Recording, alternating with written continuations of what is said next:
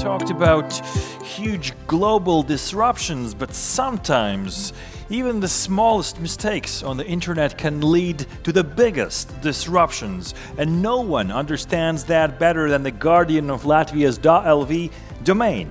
In this next session, she will share her 3 practical laws for a smarter DNSaster prevention, blending cybersecurity with a touch of human stupidity. Ladies and gentlemen, let's welcome on the stage the General Manager of NIC.LV, Miss Katrīna Sataki. Welcome. Thank you very much. Thank you. Good afternoon. The stage is all yours. Thank you. Great to see you all here. And as the saying goes, if you can't remember the past, you are condemned to repeat it. Therefore, let me take you to the past. To be precise, to the last day of April 2004. I was driving home, and my car's fuel tank was empty. I knew that because the warning light went on my way to the office. So, which means that I had to stop at the gas station. To my utter surprise, I ended up in a long queue. Why? Because I forgot that on the 1st May of 2004, we were joining European Union.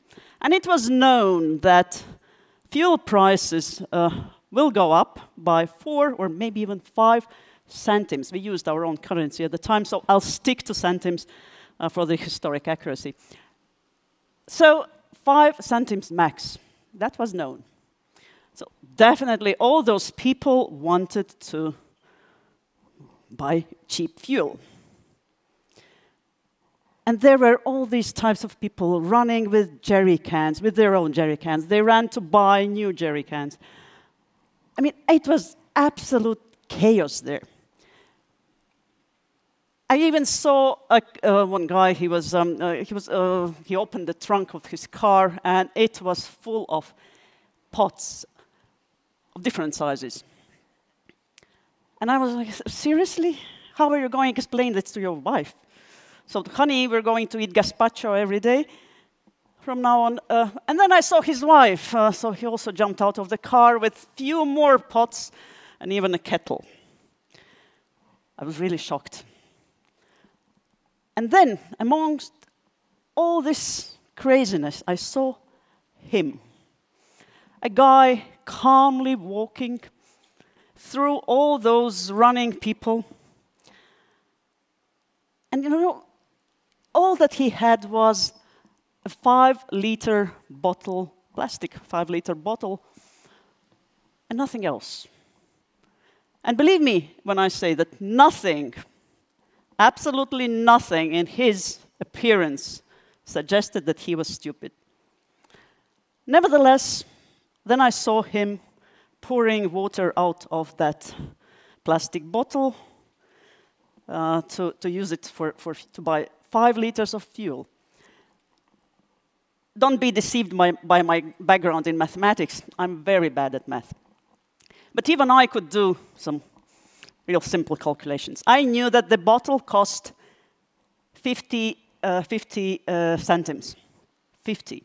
So even if he bought 5 liters, that would save him 25 centimes max. So he would spend 50 centimes to save 25. And he dumped good water. So believe me when I say that for more than 20 years, I've used this example whenever I wanted to illustrate this utmost human stupidity. Until recently, when in light of NIS2 directive and all the geopolitical tensions, we started reviewing our risk analysis, risk management system. And this February this year, as Dmitry has already mentioned, our country switched to the European power grid. And we applied our newly developed nice and shiny risk management process to that situation, including all possible queues at gas stations, and maybe even inability to buy diesel for our power generators. So I remembered this guy. And then I thought, maybe he wasn't as stupid as I used to think. Okay, don't get me wrong, dumping, pouring out perfectly good water was really stupid. But maybe he knew something about risk analysis, something that I failed to see. For example, maybe, okay, we knew that prices go up by 5 centimes max, but what if they went up by 25, 50? What if all these panic buyers just buy all the fuel? And then those 5 liters, not in a suitable container, but still, 5 liters would be something that he could sell. Risk as opportunity, as Dmitry mentioned. So yeah, it's... and at this point, I started thinking, wait a minute. I was there. I was in that queue with all those crazy, mad people. I'm stupid. Which, of course, also means that I could be a risk. What else do I fail to see? What other risks I fail to see? What do I need to do to overcome that? So I did some analysis, which nowadays is a synonym of saying I Googled. And believe me, there's a lot of articles, opinions, and even some research work papers on stupid people. My favorite, however, was Carlo Cipolla's essay, Basic Laws of Human Stupidity. You already saw the law number 2. There are 5 of them. Carlo Cipolla was an economic historian, and he published his essay mid-70s, last century. So what is the basic idea? You know that we all interact with each other. And each interaction means that we either gain some benefits to ourselves or we lose something. Same applies to the people we interact with. So it could be that we generate some benefits to others, or we can lose. They can lose because of our actions. And here we can talk about, of course, we can assign some currency here, like calculate it in euros, but it's not necessarily money only. It's not just finances.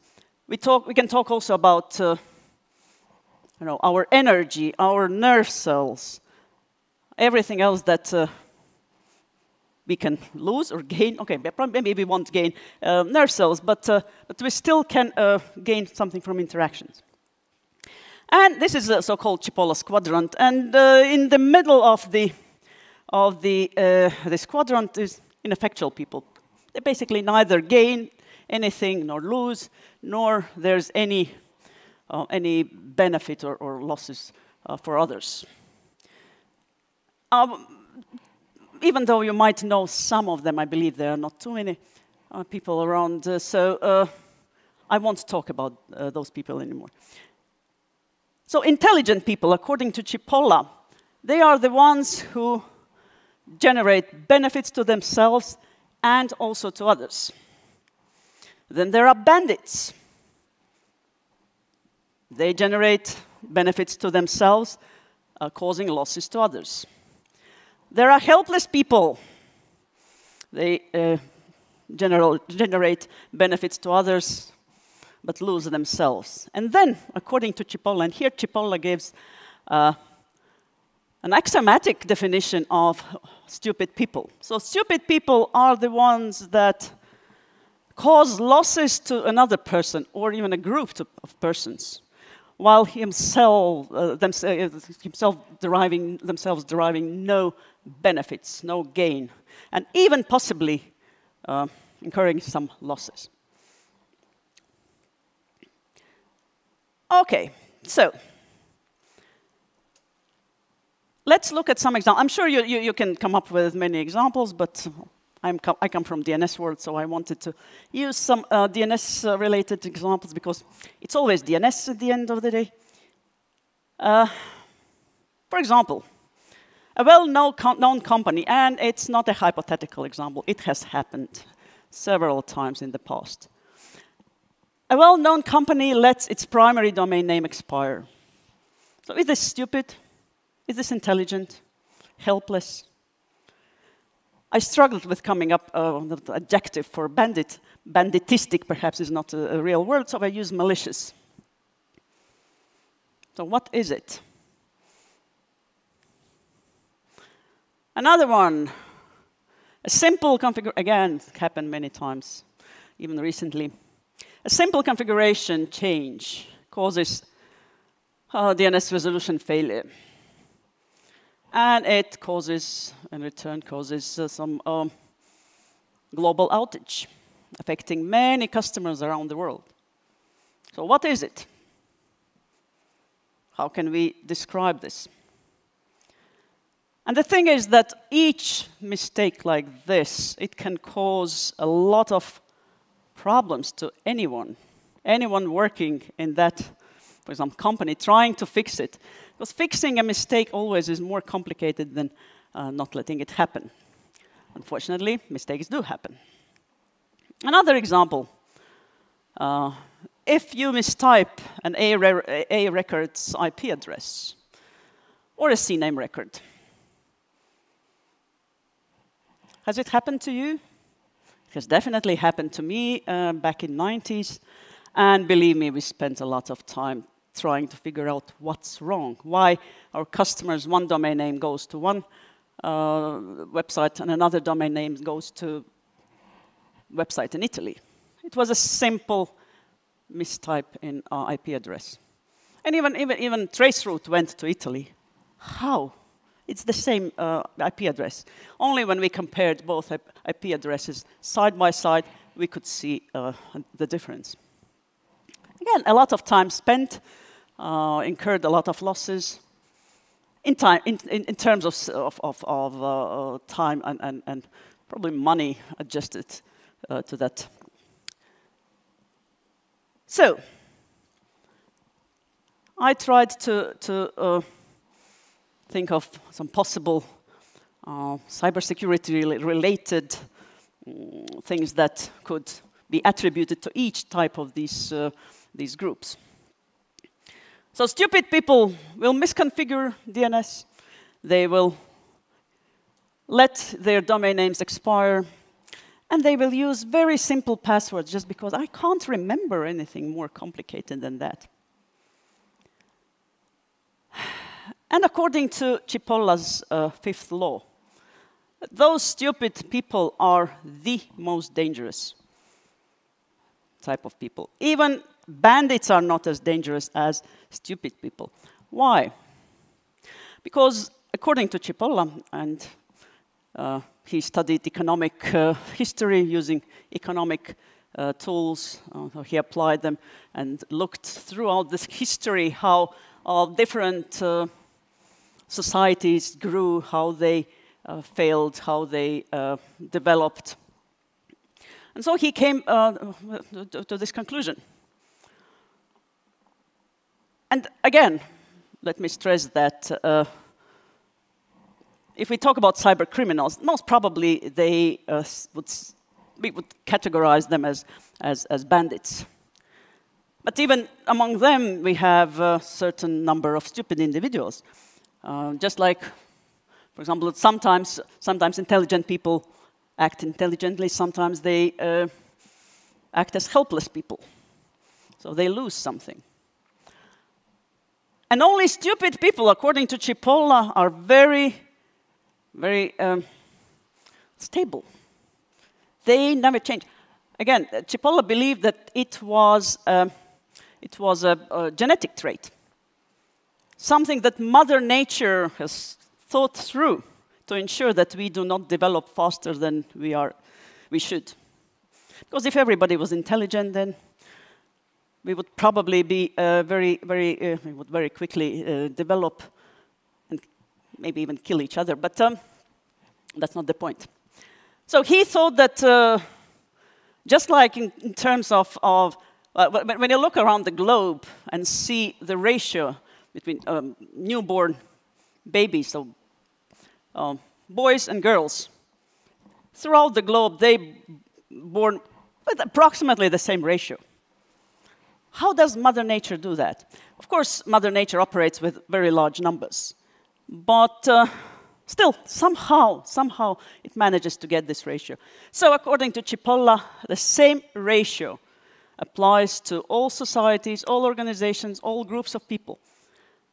So if he was here today, probably passed away, unfortunately, but if he was here today, he would have said that there is the same percentage of stupid people here in this room. I mean, I already confessed, I feel, apparently I am stupid, but if you discreetly look around and see only intelligent people or bandits, so chances are that you might be with me. Okay, so that's his idea, that all those percentage of stupid people is the same. So how could we apply this to cyber risk matrix? So I tried to think that, well, intelligent people, of course, sometimes they do stupid things. It doesn't make them stupid, but sometimes they do stupid things. However, whenever they cause something bad to happen, well, the impact might not be that high. When we talk about helpless people, yeah, that's already a little bit more tricky. Bandits, of course, that's their idea. They want to cause you your losses. They want to gain themselves. And they love the system, unlike stupid people. Stupid people don't care about the system because they do not benefit from it. And that means that those stupid people are, well, yes, they don't care if the world burns. They just do whatever they think they can do. And yeah, and they think they are intelligent, believe me. And law number 4, if you're not stupid, you underestimate the damaging power of stupid individuals. Unfortunately, that's the law. Some ideas that one could learn from everything we've discussed here. First, credentials does not mean that people are aware, security awareness. They have security awareness. Nope. Even highest-ranking CEOs have sometimes have no clue about security. Professors, university professors can fall victims to phishing attacks. So therefore, role-based assumptions, role-based risk assumptions are dangerous, so never do that. And actually, if you look from the opposite side, security, the fact that you are aware of security does not make you intelligent. Yes, it makes you probably a security specialist, but it does not mean that you are intelligent. Why? Because, again, according to Cipolla's law, the percentage of stupid people among all groups, including security professionals, is the same. I see you get more and more depressed. Yes, that's what I thought that would happen. Yep. So, the fact that you are risk-aware, as actually Dmitry has already mentioned in the previous presentation, it does not mean that you're prepared. You are prepared when you have tested all your processes, all your procedures.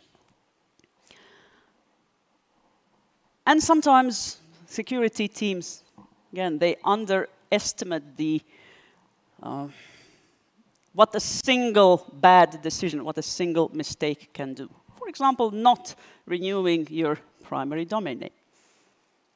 And now I'll say something that might ban me from any stage forever. the fact that you are NIS2 compliant does not mean that you are safe and ready. For some reason, I sometimes have a feeling that people think, oh, you see, we have all the documents. Nope. Not going to help you if you have those stupid people who are left completely unattended. Why? Because NIS2 assumes that your process, your documents, they are structured and rational. You manage your risks. But in the real world, the risks are often irrational and yeah, very often behavioral. Most models assume that people behave according to policy. Not the stupid ones, no. They will ignore your best written policies. Unless, of course, as Dmitry has already stressed, you have to make it muscle memory. So if you look at NIS2, yeah, I found they mentioned humans twice in the document, which was a pretty long document. So both are in the recitals. Recital 78, they talk about human factor.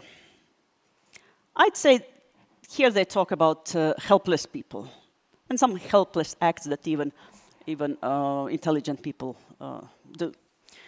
And then in recital 79, they talk about, sorry, we have a little bit, the red line is misaligned. They talk about human error. Could that be a very diplomatic and politically correct way of saying of, don't forget your stupid people? Maybe. Well, in any case, it's always, yeah, as again, I have to refer to Dmitry's presentation. He already mentioned that the old risk management approach, traditional risk management approach, might not work. So you need to have a new approach. And probably looking at your risk from a behavior point of view is also one of the ways you can think and improve your risk management process. And always you should think, who in your organization or anywhere else can cause loss without any benefit? Again, if we look at the graph here, we always have a certain number of stupid people. And according to Cipolla, we always underestimate the number of stupid individuals that are around. Which means that basically we have a few more, and maybe even a few more. And then there is a certain number of other individuals around. If we have this diagonal line and separate bandits into two groups, so here we have so-called ideal bandits, because they cause the damage equal to their gains. And there are not so many of them. Just that there are not so many bandits with overtones of intelligent people. And same if we look at helpless people. Again, the more the distribution might not be very even. So what does Cipolla think? So he believes that when he looked at the fall of some empires or some societies, so he noticed that the fall of a country, a society, started when bandits, people in power, were bandits from this quadrant. So they caused more losses to others and didn't gain much from that. And he also noticed that those helpless people who were not in power, but if they had overtones of intelligent people, then, sorry, the other way around. So if people in power are from here and people not in power are from here, so there was a decline. If somehow we managed to get people here, and bandits were more conscientious. Then, yes, all of a sudden we saw a good rise. What does it mean? It means that we need to try to get those people from helpless with overtones of stupidity. We have to move them somehow to closer to intelligent people. How we can do that? Yes, again, training. Trainings, awareness raising, and other things. So, some of my laws that I could recommend to avoid DNSaster. So first, don't create single points of failure. And that also applies to people who manage your DNS, your domain names too. If you have only one person, that's not a good idea. If you have only one name server or name service from only one IP address range or managed by the same company, again, that's a single point of failure. Use any cost. Again, I have to mention that you have to train your people. It's just, there's no other way. There's no other way. You have to practice and do it every time.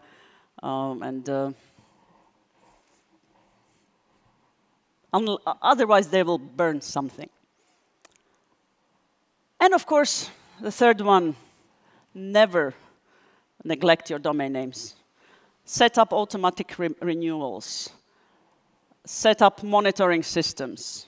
Monitor what's happening with your domain names. And remember, it's always DNS.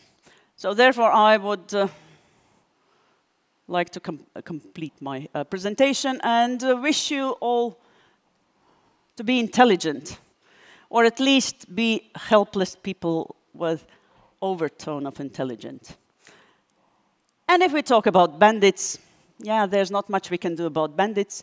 But remember that among bandits, there's also a fair share of stupid people, and they will make stupid mistakes. So take care of yourselves and be safe. Thank you.